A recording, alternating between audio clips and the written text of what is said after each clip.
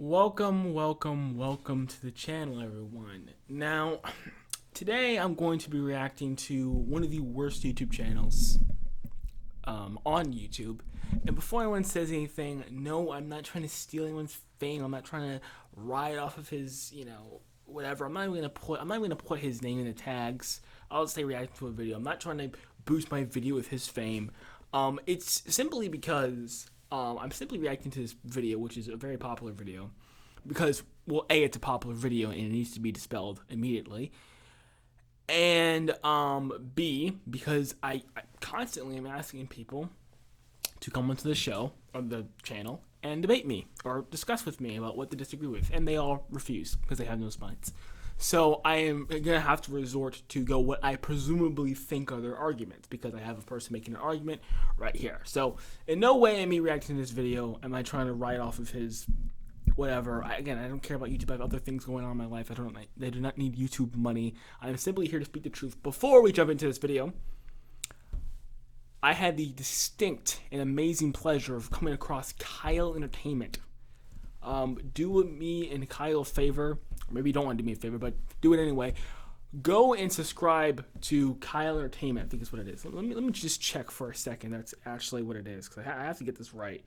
Because that guy, yes, it's Kyle Entertainment. Yes, he is an incredible fellow. He knows exactly what he's talking about. Very, very intelligent brother. Anyway, giant shout out to him. Like that you're on the platform, buddy. And now we move on to his polar opposite, which is anime Ball Z. And this guy has made a constant practice of being a complete, well, you'll see. Alright, so now we're going to be reacting, and I've already read A&R, by the way. I've already read both parts of A&R. But I will be reacting to it more in detail, and I'll be reacting to his arguments about this. So I'll just be explaining to you guys why I hate A&R, why I think it's disrespectful, because he does talk about it not being disrespectful, why I think it's disrespectful, why I think that A&R shouldn't exist, why A&R is bad, and why his arguments are poor. So let's just jump into it. Mine before it was totally scrapped. So imagine that this is chapter 137 onwards. So he's saying that A&R is chapter 137, which, again, let's just watch.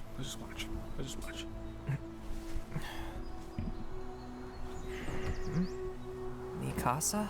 So we can see here he's a kid. Now, very first thing, again, I'm gonna try. This is a 30-minute video. I'm gonna try to keep this short. Hopefully, I'll be able to cut off the end of this a little bit, but I'm gonna try and keep this under 50 minutes, hopefully.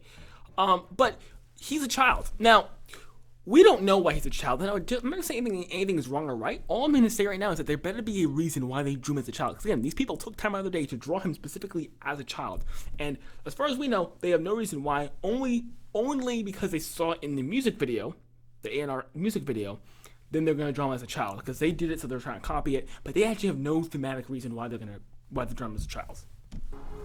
But let's continue.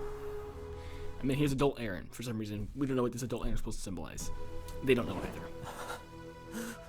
Long, long ago, when our world was still young, and all manner of unknown things began to form, that which we... Another thing I like to point out, again, I'm going to get really, really nitpicky here, because I really dislike what they've done with Attack on Titan. To you, 2,000 years at last, this is the whole pseudo-dramatic, this is what I'm talking about. This pseudo-dramatic, melodramatic, stuff that they like to do. Oh, to you, 2,000 years at last. No, that's not the phrase. It's not. It's not the phrase that we had in 2013, 2009. It's not the phrase we have now. Stop trying to make things dramatic for no reason. Call life. Again, a real nitpick, but everything needs to be everything bad needs to be addressed here. Was born. Throughout the span of time, life began to evolve. And as the conditions changed and became more complex, life sought out more than survival. It sought meaning. We as a species became arrogant in our conquests, thinking ourselves to be special, simply because of our ability to thrive and till the world to our design. And yet, in spite of all odds, one such ancient life form persisted through millennia. Refusing to pass on, it waited. Why? For what purpose? Perhaps it too was waiting for another chance to fight that inevitable doom waiting for us all. Or maybe, in its need to fulfill that instinct to persevere, by pure chance, it found a way. Or maybe there really is no deeper meaning to any of this after all. And all these years of suffering. Isayama's drawings are bad, but whew, this Zeke, very. And what's going on with Armin's proportions over here?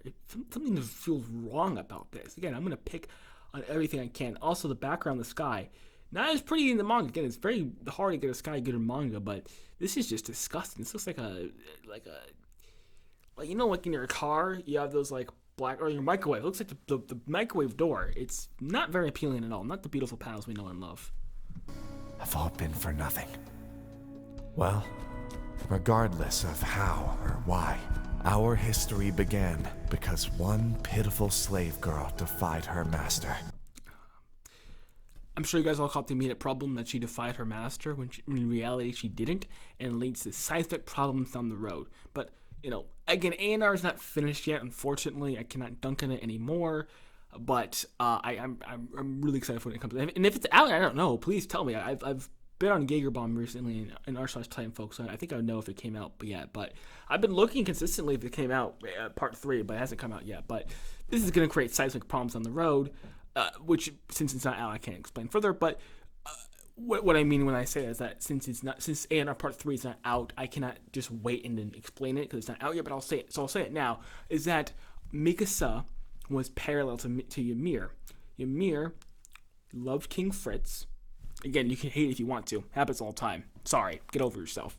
Not everyone has a comfortable, privileged life like you. There's women who actually love genuinely evil people. Sorry, it's the real world. And she was doing favors for him because she loved him. Mikasa was doing the same thing. She loved Eren. She couldn't kill Eren, so when Annie asked her, "Hey, can I kill Eren?" She's like, "Yeah, you know, she was dancing around it." She basically was telling Annie, "No, I'm not gonna let you kill Eren." And she assisted killing him in Liberia. And then later on, the Rumbling arc, she said she wanted to be part of Eren's sins. So she was gonna go along with the Rumbling. She was gonna help Eren with the Rumbling because she loved Eren, right? And so once Ymir got over her love and killed Eren, that then inspired Ymir to get over her love, so to speak, and actually defy King Fritz and get rid of the Titans. I have to understand, we have to solve the problem. Why the Titans in the first place if she defied her master? Let's continue. And stumbled into the power that changed everything. Yes, Eren's friend. That little girl was her. In her desire to find meaning, she was pushed to survive. And thus, she became our founder, Ymir. I cannot pretend to understand it all, even after spending all this time here. But one thing is for certain. No matter how one may try to fight it, death is inevitable. So, why bother seeking out something as arbitrary as meaning at all?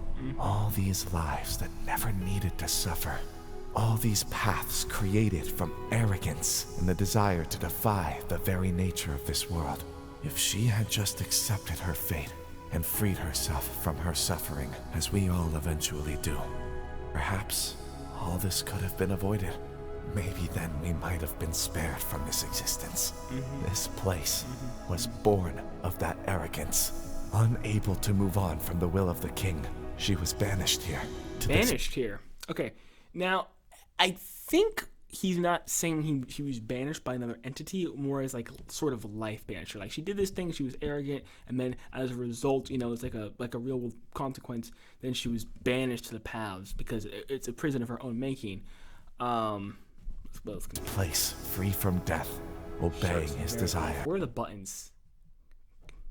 Godlike in power, but forever a slave. With this earth, she creates the monsters that destroy and perpetuate the cycle of suffering. So, this all began because of her. And this is the place free of death? But if she has all this power, why not use it to free herself? So you've realized the conundrum. Very good. Very good.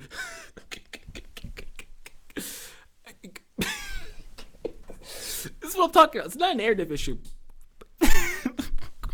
This is what I'm talking about. This melodramatic, pseudo-dramatic, pseudo-Chad energy. So you realize the conundrum. Very good. That's not Eren. That is not how Eren talks. That's not how Attack on Titan works. Attack on Titan is not like that. And actually, this actually is a narrative problem because Attack on Titan's main thing is that you don't know anything. That's been its main theme since the very last chapter. You don't know a damn thing.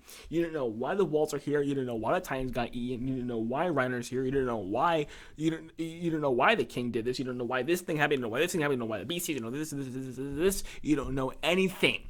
You know nothing.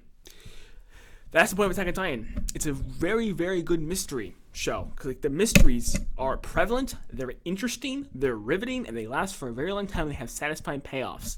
This crap where Aaron's on top of the story, as I like to say, and knows something that we don't know, is garbage. This is what you call third-person omniscient narrating, and that is not what Attack on Titan does. You're first person not knowing a damn thing. It's like, and again, Levi said this in the Uprising arc. It's like, it's pitiful how little we know.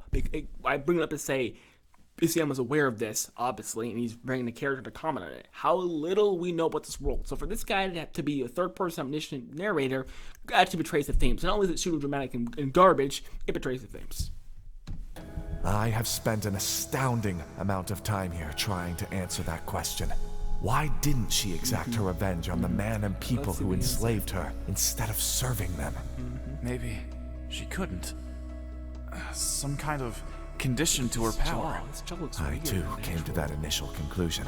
However, the more I watched this history, the less I was convinced that was the case. The power itself was not the issue. So could it have been her will? Was she incapable of separating her own desires from that of her abusers? This is somehow better than the original somehow. Somehow this weird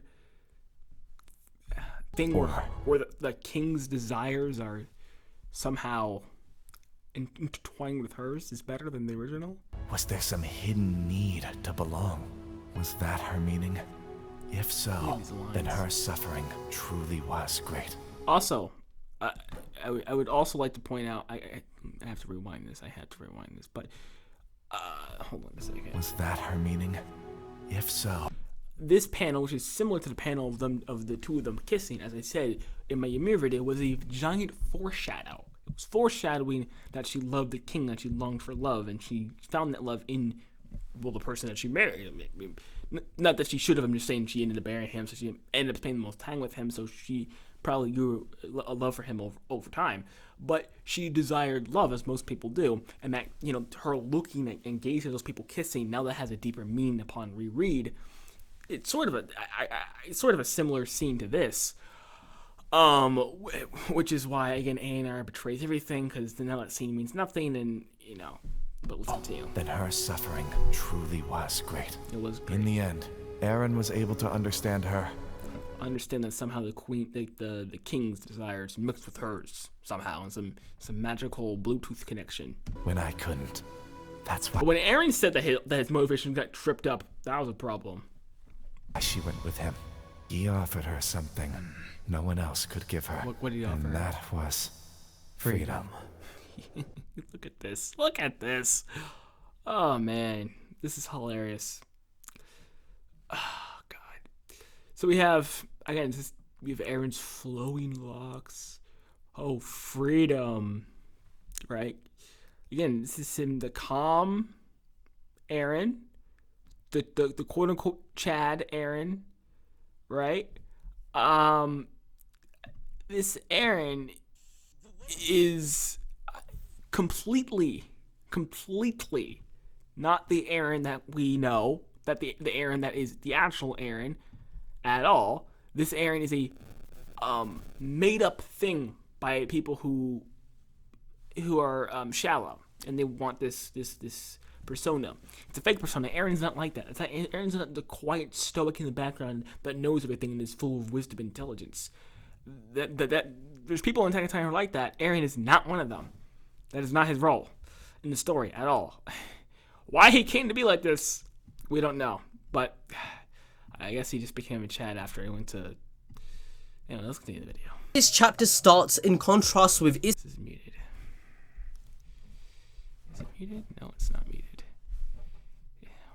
Why isn't the volume going on? Yama's story. It totally sets the goal of fulfilling all the loose ends of the story. The chapter. Oh, so the thing. How did the king get off her freedom. She was forever a slave. They said, how does she gain freedom? It's titled To You 2,000 Years at Last. Now this is a reference to the first As if 121 already didn't clear that up.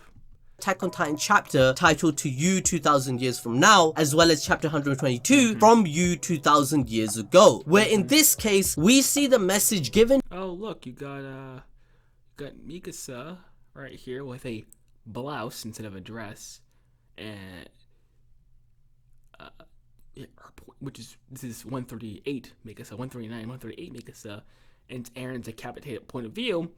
Earlier in this video, he said that Isayama changed the ending, but yet we can clearly see this is future Mikasa. We can see also in the background there's no flowers, and she's wearing a blouse. That's future Mikasa, and it's Aaron's decapitated point of view. To young Eren in chapter 1, we see future Eren communicating to the younger version of himself through the realm of the Path. The Path is a place that transcends time and has time travel. The team of AOT no Requiem are clearly trying to complete the loop of the story to make sense of it all. In chapter 1, we see a child Eren. Yeah, why are you crying? Why is her hair so short? Again, because she's not wearing a blouse here, and her hair is longer because he told her to cut it in training. That scene happens in both the anime and the manga. The cutting hair and tells her to cut it. Happens in the anime too. He also is crying in the anime too. So, how does this get solved? Again, it's not over yet. I would just love to see it, but unless he's saying that this is a close of the loop, because it's not. Obviously, he's supposed to die here, right? He's crying because he's about to get killed. He's crying because he cries in 139. No, I don't want that. Dreaming at a tree where he begins to cry, claiming to have remembered Mikasa with longer hair and that the dream felt so real. This alternative version of the chapter has fixed the plot inconsistencies Isayama created by not connecting chapter 1 to anything and not addressing this. Notice how she's wearing the same blouse. And notice how behind, well you can't see it, but behind Eren is a field. But notice how she's wearing this blouse.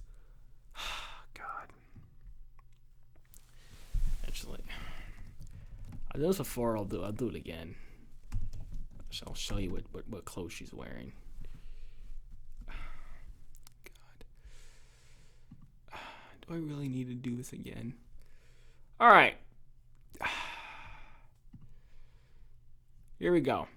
This is the anime. I'm going to use the anime. The manga is obviously the same, but I use the anime because people say, well, you know, that scene wasn't in the anime. Alright. Well, right here, you can see she's wearing a different clothes. That is a dress. You see. Okay? It's even clear over here.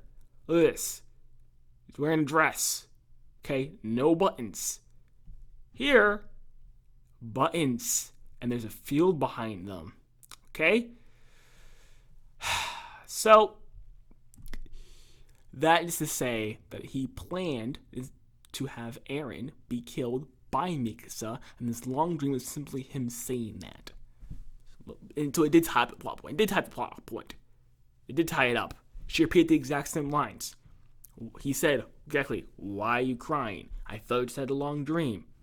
It's the same thing that Eren said, and it came full circle. Plot device at all. Why would Eren in chapter 1 have that information? And why was that chapter titled A Message to You from 2000 Years? It's to Mikasa. It's to Mikasa. Remember, she created paths to connect with someone to understand, so someone can sympathize with her. Someone who loves someone deeply but got over that love to do the right thing. That's a very rare situation to happen. Especially on an international level, because again, her problem was an international problem. It was a global problem. She was causing global suffering. She was doing a global evil. Not a lot of people love someone like how Ymir loved King Fritz, and was committing a global sin like that. Only Mikasa was able to sympathize with her, and only Mikasa got over it. And so that ended up making Ymir. So Ymir's waiting 2,000 years for Mikasa. That's what's called To You 2,000 years from now. To Ymir from Mikasa 2,000 years from now, right? And she gets a headache in chapter 1. She gets a headache, or later chapters, maybe not this chapter, but later chapters, very early chapters, she gets a headache. Because, well, we know why, because Ymir's in her head, and Ymir is spying on her, and Ymir says, hey, this girl loves Eren, and she, I mean, one could say that she's been observing humanity for thousands of years, and she knows what humans are, so she knows that Aaron's going to be a genocidal maniac, or maybe, you know, she orchestrated this from she knew that Aaron would be the person to commit this, you know, crime, but whatever. All we need to know is that she knew that Mikasa loved Aaron, and we can speculate about whether or not she knew about Aaron later, but we know that Mikasa was similar to Ymir, and Ymir was looking into her. Okay, that's why it's called that. That's why it's called that. And then, of course, when 121 gets introduced, it's then, yes, the first thing, it's the first chapter that Ymir gets introduced, and we see that panel where she's looking at the people kissing, because she longs for love, just like Mikasa longed for love. So that's how it ties the whole loop together. Yes, none of that was really addressed. Yes, however, this alternative ending by AOT no Requiem... No, this is stupid. This is completely meaningless. What do you mean this ties up? This is like anything up. What does this even mean? What, he was dreaming about future Eren talking to him? Fixes this issue. So Eren, looking like a right Chad, takes himself back in time, showing the history of the world, with the beginning of life and its progression throughout time until it sought purpose and true meaning. Which, by the way, in our eyes is a brilliant plot device to explore, since this is something we as humans naturally want to understand as we mature, thus making another relatable message in the final chapters of Attack on Titan that would have thematically attached itself with the other themes perfectly. This separates... I mean, I hope you guys understand that Zeke said pretty much the same thing in 137. The good 137. The base 137 is a cool kid to say nowadays. Us from other species, we being the only creatures to debate, philosophize, and contemplate on our own existence. Through the illustration, Zeke is also narrating his own interpretation of history to Armin, as Zeke has also been in the past for a very long time. Zeke elaborates how humans become arrogant, feeling special as they were able to mold the world to their imagination, allowing them to thrive amongst the rest. However, there was once an ancient life form that persisted to survive through millennia. This life form we know to be the hallucigenia, the worm. Zeke contemplates on the reason it strived for so long, but comes to no real conclusion, which would make sense as in the realm of the paths, these guys can only witness the history through their ancestors along with the hallucigenia, but they won't be able to derive reason for their actions, where reason and intentions can only be explained by those committing the actions, right? We then move to the history of Ymir Fritz, and she stumbled into the power that changed everything. Now, a cool thing that was added is the way Zeke refers to Ymir. He says Eren's friend. Zeke lived in the realms for years and acknowledged that Eren understands her and they both are working together for the same goal. This isn't manipulation or the fact that either of them are being subjugated by the other. Therefore... Alright, want me to do this again? I'll do it again. Okay, Eren is not being manipulated by Ymir. I don't know why you guys don't understand that. Do you guys not have relationships? I honestly, man, when I said I'm not trying to insult you, I'm literally trying to understand why you guys don't understand this. Okay. Eren always cared about his friends. That was the last video I shot. Remember? He sacrificed his life for Armin. Was Ymir manipulating him there too? He put his life in danger for Mikasa. Was that him being manipulated by Ymir too? And again, the train. He said he wanted them to live long, happy lives. He's always wanted his friends to live long, happy lives. He's always wanted that for them. Okay? Yes, he also wanted to seek freedom. Yes, that's another thing. But he's also always wanted his friends to live long, happy lives. And, again, as I say a bunch of times, the song didn't come out yet, but Child of Evil came out, and he says I'll sacrifice anything to protect you. Referring to Armin, but more importantly, Mikasa, as we see a bunch of times. Okay?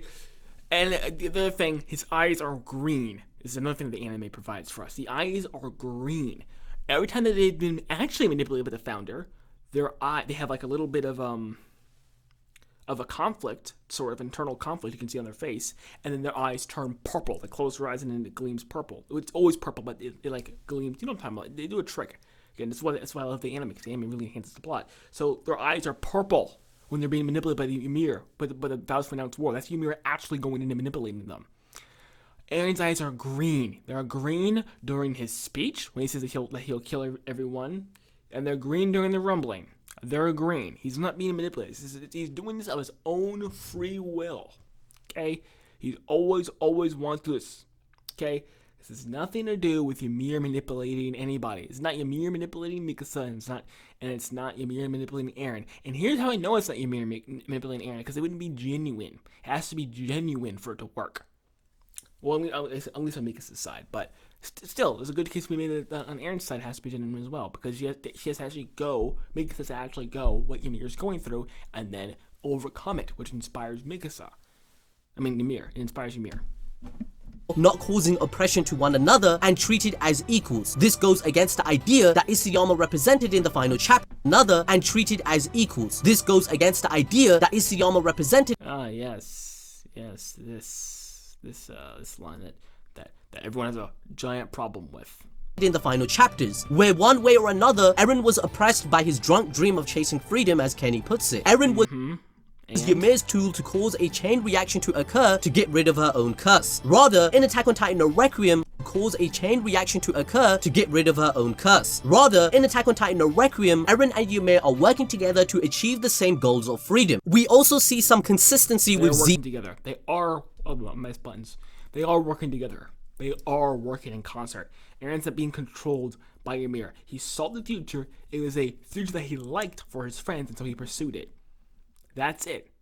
Zeke's character as he analyzes Ymir's decision to strive for life. As Ymir was being chased for her life, she kept on running until she fell into a hole in the tree. Zeke makes a point that if she... That's ridiculous.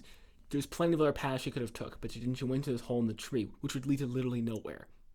If you're thinking like a normal person, this would lead to nowhere, because there's wood behind this, so this is just leading nowhere. So even the little analogy is inconsistent, because this leads to a literal dead end.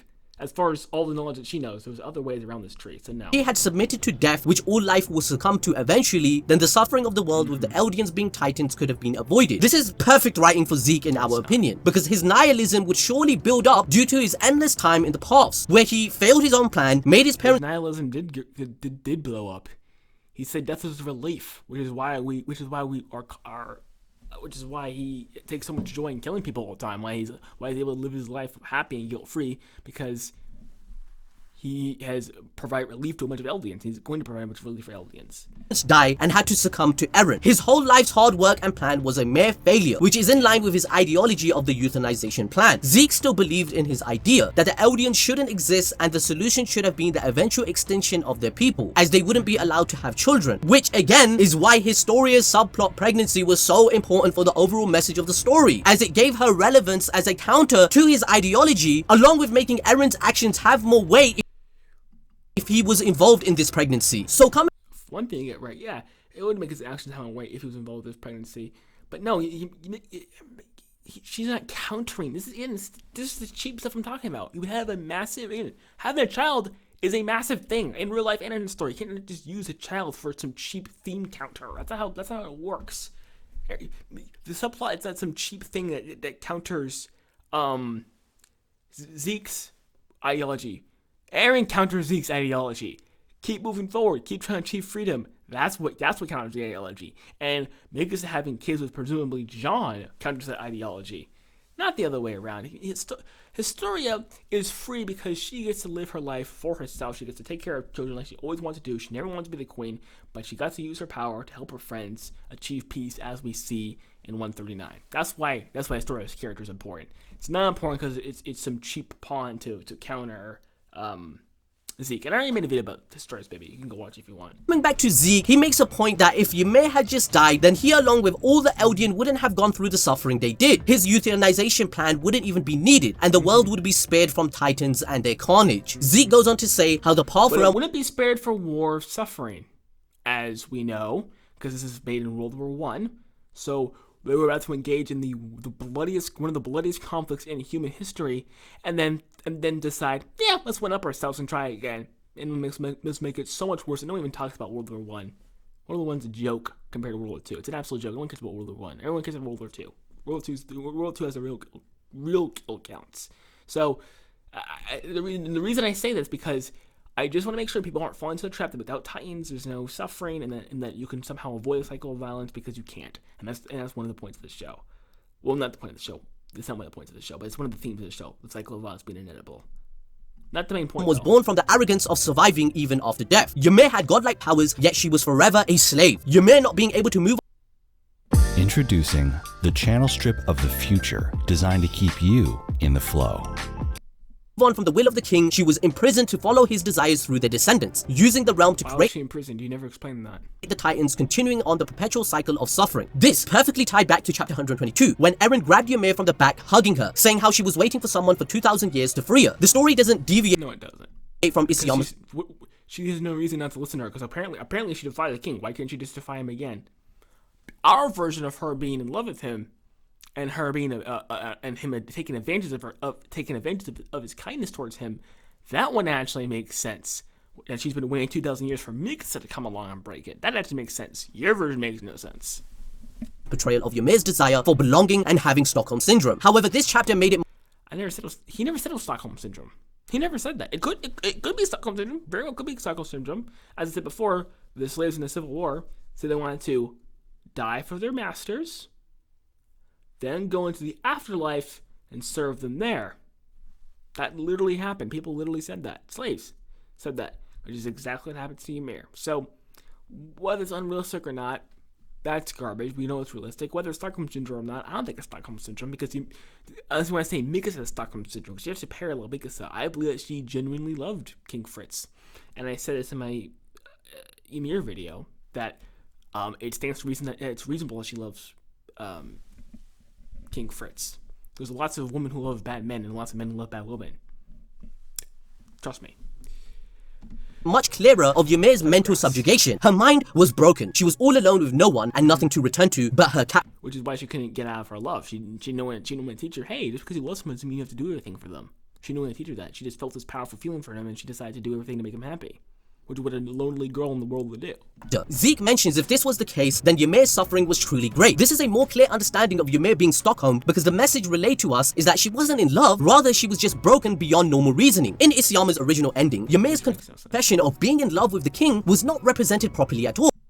I mean, you could say it was poorly executed, although he was in this bit of a sticky situation because Ymir had to be a mystery and the love had to be a mystery. So he was sort of in a situation where he had to keep it a secret for a long time, and then when he sprung on us, he had very limited time to do so. So I guess you can make the argument it was poorly executed, but the actual decision to have her love King Fritz is actually a good one.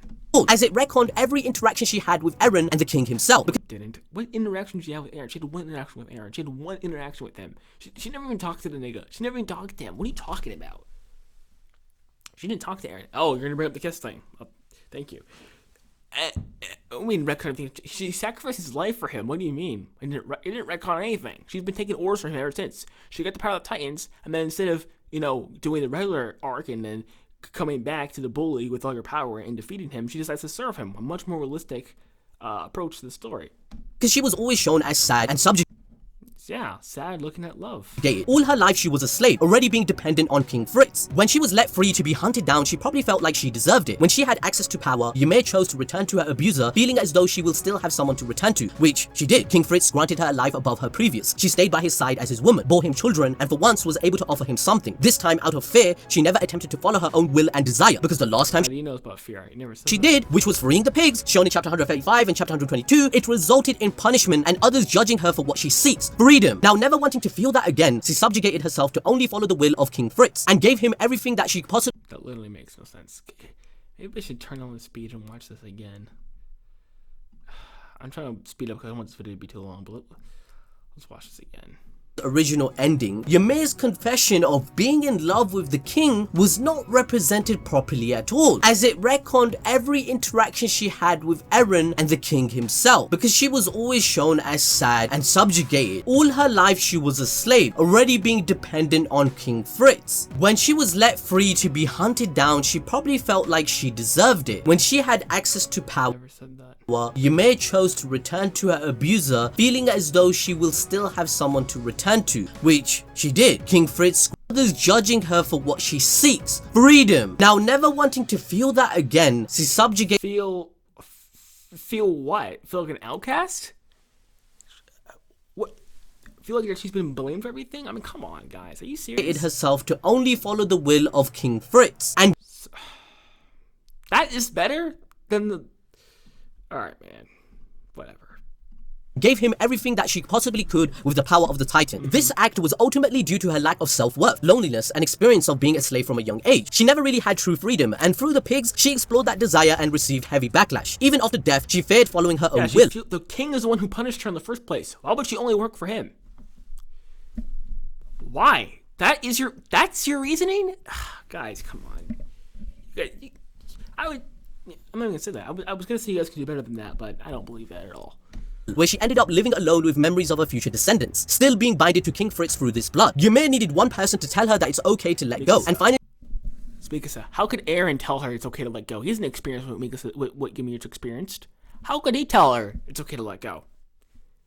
He's actually gonna succumb to his love. He's actually gonna use his love and do the ultimate sacrifice, to sacrifice his life and sacrifice everyone else's life besides his lover's life. So how would Eren be in any position to tell her that? Even if he didn't do the rumbling for Mikasa, how would he be in any position to tell her that? Mikasa's in that position after killing Eren, and that is why she smiles when she kisses his head, because that means she loved the man. She really loved him, but she still got over that and did the right thing and killed him. And that's why she smiles. She's like, okay, if Mikasa can do this, I can do this too. And I know how much Mikasa loves him because I've been in her head since the beginning. Okay? So that is why the Titans are gone, and that is why the Ymir is there. This garbage is just that, garbage. Decide to follow her own wishes for once, which again goes back to chapter 122 when Eren tells her that she is no slave and she is no god, she's just a person that doesn't need to serve anyone. This is an option that was never given to her, an option that she blocked out of her own mind due to her mental enslavement. She cried out for help to her descendant Eren Yeager through the Attack Titan, and he had come to set her free. No. Attack on Titan, the Requiem. She called out to Mikasa. Also, you really need to explain the headaches, because she's been having these headaches again since the very first chapter. So, unless you don't want to have anything retconned, I want a good explanation for these headaches. Has improved Ymir's story with this small addition. We don't even need to cover why this is a better idea of Ymir freaking falling in love with King Fritz. I mean, just saying that out loud should let you know how that causes a problem. Listen, if you're an incel who doesn't talk to a woman, then you would know. But, you know, I've been part of organizations that have dealt with women in bad situations. So, this is normal to me. I was like, oh, okay, yeah. I was like, oh, okay, yeah. I was surprised because I really hate to say like I'm bragging because I'm not trying to brag, but I never thought of myself as a well-versed individual at all. I never considered myself really good at human nature and all that stuff. But even I knew that. I was like, well, yeah, this happens all the time. It happens all the time. I remember this. I'm not gonna get into that story, but. Listen, this happens all the time with women all over the place, and women need to hear this. It's okay to leave him. It's perfectly fine. But they have a hard time doing that. Okay? They're trapped, and this is a message of hope for them. You can do it. Mikasa is saying to Ymir, you can do it. But you're an incel. You don't know anything about women. You don't know anything about relationships. So I wouldn't, again, you're a teenager, you're a little boy, I wouldn't expect you to know something like this. But for people who actually have been out in the world and actually talk to women, actually try to help women, they would know how this works. Enslaved and forced to bear children and cannibalized, but supposedly was in love with that person the whole time. Of course she was. Again, I tell you this all the time. If you love somebody, you love somebody. That's it. You don't love them for what they do to you. You're going to love them regardless. That's how it works. I'm telling you. That's how it works.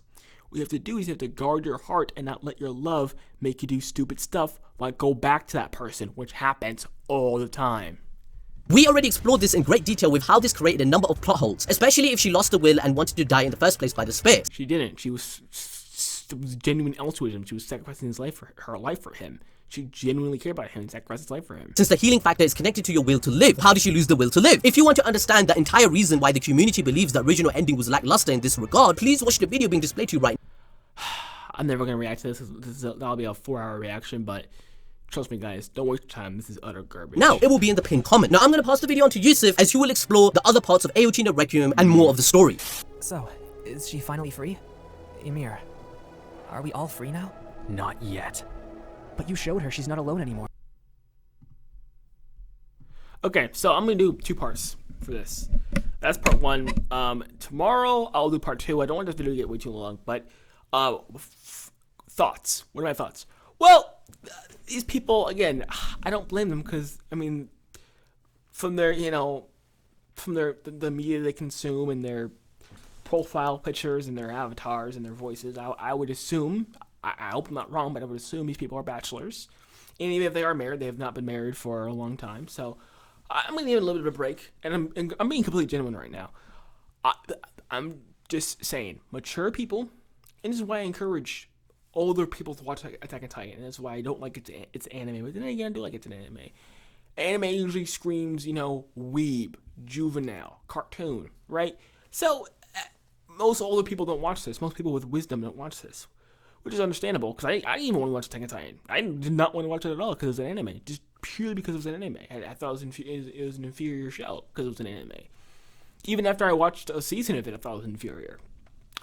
But it is a good show. It's very good. It's very thought-provoking. It's very, very high quality. These people don't know about that at all. And, which is fine, because they're not supposed to. They're just, they're young people. But I would say there's lots of women who are in bad situations because they keep going back to their abuser for whatever reason. And I know from not only just statistics, but from personal experience, there's women who have married or been with bad men. They loved them. The love wasn't fake. That was real love. They loved them. They married them. They were bad, bad men. Okay? And they were going to stay. They were going to stay in that relationship had they hadn't had a strong support system. This woman had her tongue cut out, couldn't even talk to anybody. No one cared about her. She had no family. Her parents were dead. Everyone blamed her for the pig getting loose. She had no friends. And all she had was her love and nothing else. She had no one to tell her, honey, it's okay. Just guard your heart. She's the person I'm talking about still loves the man. But she's not with him. She has nothing to do with him because he's not going to take care of her heart. She's with someone who takes care of her heart. That's how that goes. Okay? So this garbage about Ymir and also the pseudo-dramatic stuff, and they robbed us. They absolutely robbed us of a beautiful, beautiful, beautiful chapter, 137, which is the main point of the story and was foreshadowed since the first arc. Not only was Aaron's death foreshadowed by this praying mantis eating the moth, not only was that a foreshadow to Aaron's death, but Mikas's maxim, the world is cruel but also beautiful, that ties in directly and is foreshadowed directly in 137, where Armin talks about the actual what Crowd Entertainment said was the core principle. I don't know what the core principle is of the show is because there's so much good stuff in there that it's hard to pin down what exactly is the core, the main message. Maybe it's three of them because there's three main characters. Maybe there's three core messages, but one, it cannot be doubted that one of the core messages is enjoying your life even though bad things are going to happen, right? Because we know the world's effed up. Your life is effed up. Everyone goes through trauma, right? But the point is you can still find genuinely good moments in that trauma, in that pain, in that bad situation, and have joy and happiness. That is one of the main points of the story throughout the entire show. And again, that's why it's in such a bad rule, because it says you have no excuse. If Armin can find happiness, then so can you. It's supposed to be encouraging, right? So that's what 137 shows us. Instead, that gets thrown out for some pseudo, teenage delusion, right? So, yeah. And we'll part 2 we'll talk about the next chapter. But anyway, thank you for watching. Again, if you disagree, I am more than happy to stop reacting to videos and talk to people. So I think we can do a Skype or we'll figure something out. But maybe a Zoom call or something. But anyway, thank you for staying on. Thank you for watching. Also, I have to say this, but please like and subscribe. The whole spiel. Anyway, but that for real. Peace out. See ya.